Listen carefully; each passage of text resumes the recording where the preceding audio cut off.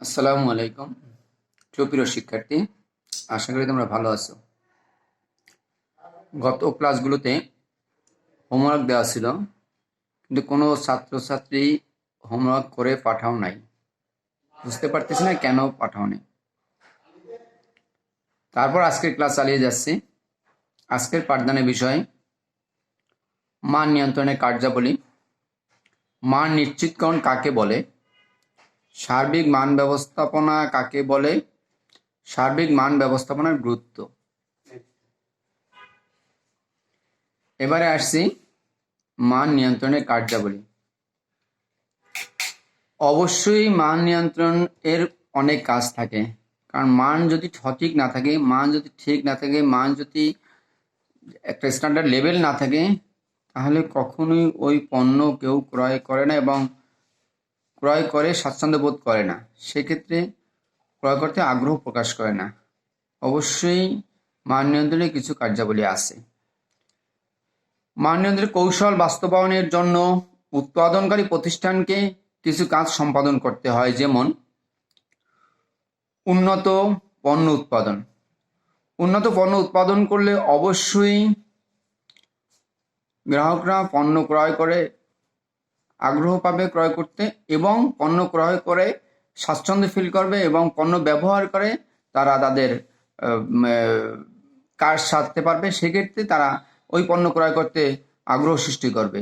আর যদি কখনো পণ্য ভালো না হয়, তখন ওই পণ্য ক্রয় করতে তারা আগ্রহ সৃষ্টি করে না। দ্বিতীয় পয়েন্ট আছে গিয়া আদর্শ মান নির্ধারণ। মান নিয়ন্ত্রণ প্রক্রিয়ার অন্যতম প্রধান কাজ হলো একটি মান নির্ধারণ করা, আদর্শ মান নির্ধারণ করা। এই মান আইএসও বা বিএসটি এর অনুরূপ হতে হবে, অথবা প্রতিষ্ঠান নিজস্ব কোনো আদর্শ মান হতে পারে। এরপরে আসছে গুণগত মান সম্পন্ন উপকরণ সংগ্রহ। মান নিয়ন্ত্রণের জন্য আধুনিক যন্ত্রপাতি, উন্নত কাঁচামাল ও অন্যান্য সহায়ক মানসম্পন্ন উপকরণ সংগ্রহ করা প্রয়োজন। উন্নত উপকরণ উন্নত মানের পণ্য উৎপাদনের নিশ্চয়তা প্রদান করে থাকে। এরপর আসছে উৎপাদন প্রক্রিয়া পরিদর্শন। উৎপাদন প্রক্রিয়ার প্রতিটি কাজ যথাযথভাবে পরিদর্শন অত্যাবশ্যক। পরিদর্শনের মাধ্যমে মানসম্মত পণ্য গ্রহণ করা হয় এবং নিম্নমানের পণ্য বাতিল করা হয়। তারপরে আসছে ত্রুটি বিচ্যুতি শনাক্তকরণ।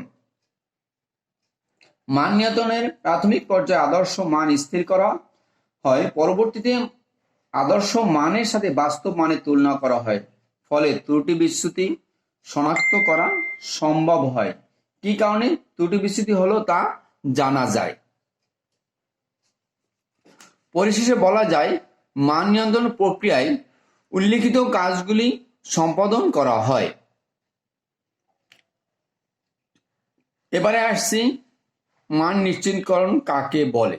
সুনির্দিষ্ট কার্যাবলী প্রয়োগ করাকে মান নিশ্চিতকরণ বলে। অর্থাৎ প্রত্যেকটা পণ্যের একটা সুনির্দিষ্ট কার্যাবলী থাকে। আমি এই পণ্যের উৎপাদন করার জন্য এই কাজগুলো করব, সেই সুনির্দিষ্ট কার্যাবলী প্রয়োগ করাকে মান নিশ্চিতকরণ বলে। অর্থাৎ একটা পণ্যর যে পরিমাণ স্ট্যান্ডার্ড লেভেল দেওয়া থাকে, সেই স্ট্যান্ডার্ড লেভেলটা ফুলফিল করাই এটাই হলো গিয়া মান নিশ্চিতকরণ। অর্থাৎ ওই পণ্যের মানটা নিশ্চিত আছে। আমরা এই পণ্যটাকে যে পরিমাণ কাঁচামাল বা যে পরিমাণ অন্যান্য পণ্য উপকরণ দিয়ে পণ্যটা তৈরি করব, সেই পরিমাণে পণ্য দিয়ে পণ্যটা উৎপাদন করা হয়েছে, এটা নিশ্চিত করাটাই কি বলা হয় মান নিশ্চিতকরণ। এবারে আসছি সার্বিক মান ব্যবস্থাপনা কাকে বলে।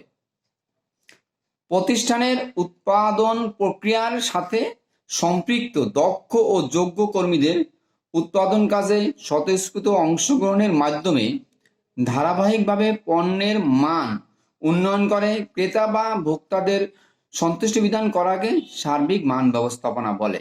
অর্থাৎ প্রতিষ্ঠানের উৎপাদন প্রক্রিয়ার সাথে সম্পৃক্ত এবং দক্ষ যোগ্য কর্মীদের উৎপাদন কাজে স্বতঃস্ফূর্ত অংশগ্রহণ। যদি কোনো কারণে স্বতঃস্ফূর্ত অংশগ্রহণ না থাকে, মনের বিরুদ্ধে যদি কখনো কাউকে কাজে যোগদান করা হয়, তবে সে কাজ ভালো হয় না। সেক্ষেত্রে প্রত্যেকটা মানুষের, যে কর্মীরা কাজ করবে, তাদের স্বতঃস্ফূর্তভাবে পণ্যে অংশগ্রহণ করতে হবে, উৎপাদন কাজে অংশগ্রহণ করতে হবে, এবং উৎপাদন কাজে স্বতঃস্ফূর্ত অংশগ্রহণ করার মাধ্যমেই ধারাবাহিক পণ্য মান উন্নয়ন হবে, এবং আস্তে আস্তে দেখা যায় পণ্যটা পণ্যের ক্রেতাদের সন্তুষ্টি বিধান করবে, এবং সার্বিকভাবে মান ব্যবস্থাপনা হবে, এবং সার্বিকভাবে এই করাটাকেই বলা হয়, সন্তুষ্টি বিধান করাকেই সার্বিক মান ব্যবস্থাপনা বলে।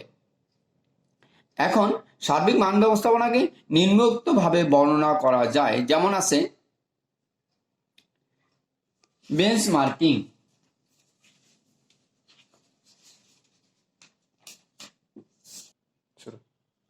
বেঞ্চমার্কিং বেঞ্চমার্কিং বলতে বোঝানো হয়েছে কোনো কোম্পানি তার পণ্যের গুণগত মান ও কার্যক্ষমতা সম্পর্কে ক্রেতা বা ভোক্তারা যাতে নিশ্চিত হতে পারে সেজন্য তুলনাযোগ্য বা পরিমাপযোগ্য যে মান ব্যবহার করে তাকে বেঞ্চমার্কিং বলে।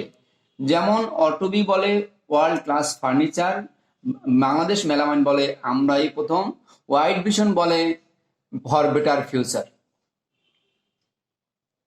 এবং একেই বলা হয় বেঞ্চমার্কিং। কোনো কোনো প্রতিষ্ঠান বলে আইএসও সনদপ্রাপ্ত ইত্যাদি। এবারে আসছি সার্বিক মান ব্যবস্থাপনার গুরুত্ব। দক্ষ কর্মী নিয়োগ। মানসম্মত পণ্য উৎপাদন, বিপণন, ভোক্তা সন্তুষ্টি ইত্যাদি ক্ষেত্রে দক্ষ কর্মী বাহিনীর প্রয়োজন হয়। অতএব সার্বিক মান ব্যবস্থাপনা পণ্যের গুণগত মান ধারাবাহিকভাবে উন্নয়নের লক্ষ্যে দক্ষ কর্মী নিয়োগ ব্যবস্থা করা উচিত। এরপরে আসছে ধারাবাহিক মান উন্নয়ন। সার্বিক মান ব্যবস্থাপনায় ভোক্তা সন্তুষ্টির লক্ষ্যে উৎপাদিত পণ্য বা সেবার মান ধারাবাহিকভাবে উন্নয়ন করা হয়। ফলে ভোক্তারা উন্নত মানের পণ্য বা সেবা ভোগ করে জীবনযাত্রার মান উন্নয়ন করতে পারে।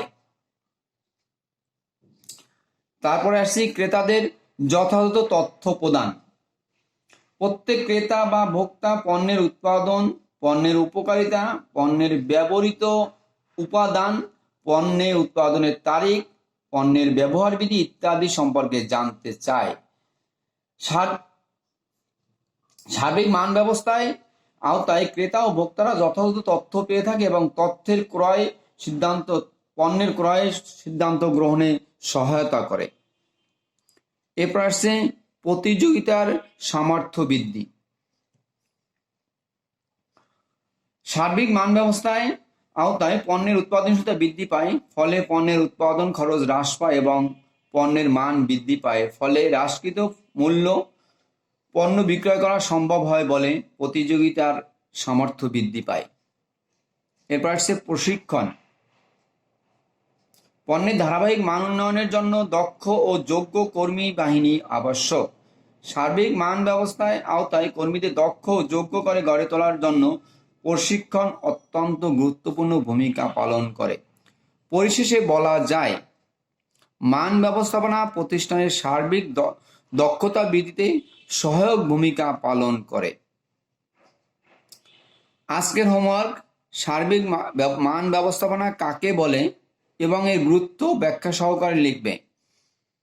সবাই সুস্থ থাকো, ভালো থেকো, নিরাপদে থেকো। আল্লাহ হাফেজ।